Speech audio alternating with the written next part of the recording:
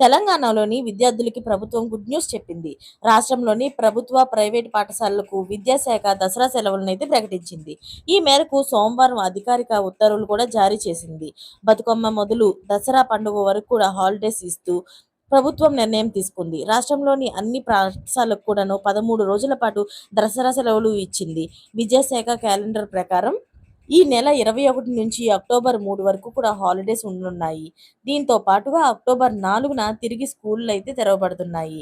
అయితే 5వ తేదీన ఆదివారం కావడంతో మరో తేదీ స్కూలుకు తెరిచే 6వ తేదీన స్కూల్ తెరిచే అవకాశం అయితే కనిపిస్తుంది. అయితే ఈసారి సెలవుల్లోని అక్టోబర్ 2న గాంధీ జయంతి కాగా అదే రోజు దసరా వచ్చింది.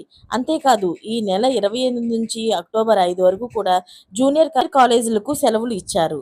మరి ఏపీలో పాఠశాలలకి ఎన్ని రోజులు సెలవిస్తారో మరి వేచి చూడాలి. మరిన్ని లేటెస్ట్ అప్డేట్స్ కోసం ఛానల్ అయితే సబ్స్క్రైబ్ చేసుకోండి. Thanks for watching friends.